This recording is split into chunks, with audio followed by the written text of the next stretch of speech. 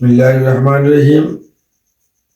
আমি প্রথমে বলছিলাম যে আগেও বলছি যে আমল সে জিন্দগি বলতি হয় না নারী হয় না নুরি হয়।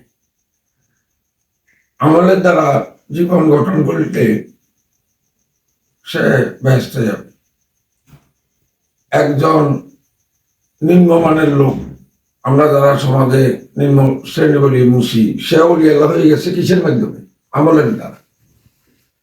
এখন আল্লাহর ওলি হইতে হইলে, আল্লাহ খাস সান্নিধ্যে যাইতে হইলে এখানে কোনো বংশ, বড় বংশ, উচ্চ শিক্ষিত, নিম্ন শিক্ষিতর কোনো প্রয়োজন নেই। আমল করলে একবারে কম শিক্ষিত লোকও ওলি আল্লাহ হতে পারে, এবং নিম্ন শ্রেণী যাদেরকে আমরা দুনিয়াতে মানুষকে ঘৃণার চোখে দেখি, ঘৃণার চোখে দেখা তো হারাম, তারপর আমরা যারা বলি যে ও আমাদের থেকে জাতে ছোট, জাতির দিক দিয়ে ছোট, বংশের দিক দিয়ে ছোট, সেও যদি ভালো আমল করে সেও আসতে যাবে এবং ওলি আল্লাহ দিবে। তাই আমল সে জিন্দগি বলতে হয় না নারী হয় না নুরি হয়। আল্লাহর দরবারে জাত, বংশ, শিক্ষিত অশিক্ষিত কোনো ইয়ে নেই, দাম নাই। আল্লাহর কাছে দাম হইল যার আমল ভালো। তাই কিছু আমল আমি আপনাদেরকে দিতেছি, কিভাবে জান্নাতে যাবে, কিভাবে বেহেশতে যাবে। বেহেশতে যাওয়া সহজ, জাহান্নামে যাওয়া সহজ, সেটা নিজের কাছে। নবী পাক সাল্লাল্লাহু আলাইহি ওয়াসাল্লাম বলেছেন, যে ব্যক্তি খাস বিশ্বাসে, ইয়াকিনের সহিত, ইমানের সহিত, বিশ্বাসের সহিত কলমায়ে শাহাদাত পড়ে, সে অবশ্যই জান্নাতে যাবে। কলমায়ে শাহাদাত কি? লা ইলাহা ইল্লাল্লাহু মুহাম্মাদুর রাসূলুল্লাহ।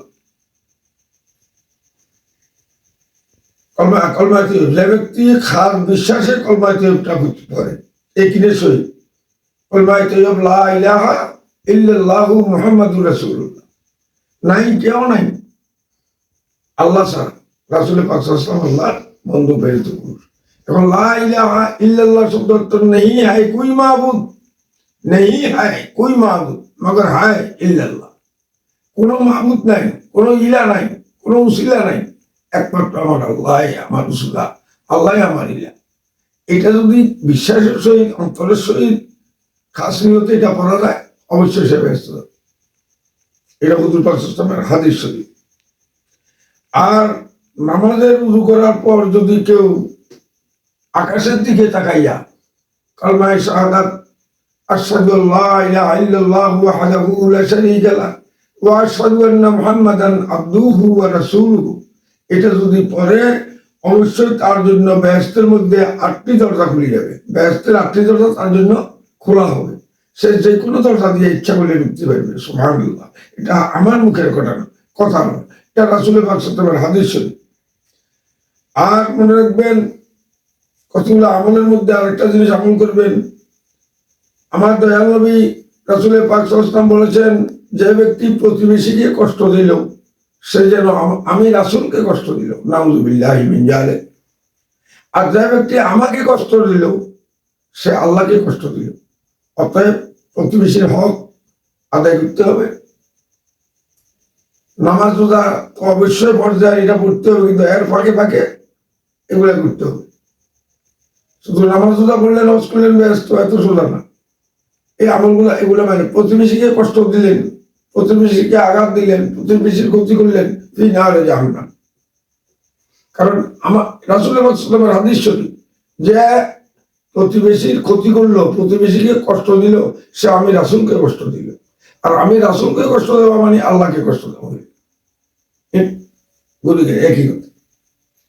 সবসময় মনে রাখবেন, কোন লোকের যদি আল্লাহ রাসূলের ভয়ে, আল্লাহ রাসূলের মহব্বতে, আল্লাহ রাসূলের ইশকে, আল্লাহ রাসূলের মহব্বতে চোখ দিয়া সামান্য পরিমাণ, বিন্দু পরিমাণ শিশির মানে খোয়া বা মাসির ডানার যে আগা আছে, মাসির ডানার আগার মতো সামান্য বিন্দু পরিমাণ পানি যদি চোখের মধ্যে আসে আল্লাহ রাসূলের মহব্বতে, ওই লোকের জন্য জাহান্নাম হারাম হয়ে যাবে। সুবহানাল্লাহ। ওই লোকের জন্য জাহান্নাম হারাম হয়ে যাবে, সে জাহান্নামে যাবে না। এটা রাসূলের পাক সাল্লাল্লাহু আলাইহি ওয়াসাল্লামের হাদিস। আল্লাহর মহব্বতে, রাসূলের মহব্বতে অন্তর থেকে। কারো চিৎকার দিয়া অনেক পানি আসে, আবার কারো পানি আসলো না, কিন্তু সামান্য আসলো চোখের কোনায়, তারপরেও তার জন্য দোজখ হারাম হয়ে যাবে। যাক, আমল করার চেষ্টা করবেন। আমার যে মানব সেবা আছি আমি, আমার এগুলো মানব সেবা মিডিয়া নিষ্পারুমা, এইটাতে যার জন্য আমলের প্রয়োজন হয়, দেওয়ার দরকার হয়, আমার সাথে যোগাযোগ করবেন। ইনশাল্লাহ আমল আমি শিখে দেবো, কিভাবে ব্যস্ত যেতে হবে, কিভাবে দুনিয়াতে উন্নতি করতে হবে, কিভাবে সুখ শান্তি পাবেন। প্রত্যেক আমলগুলা জানতে আমার এই ইয়েতে মিডিয়ার মধ্যে আপনারা দয়া করে সাবস্ক্রাইব করুন এবং লাইক করুন। আসসালামু আলাইকুম।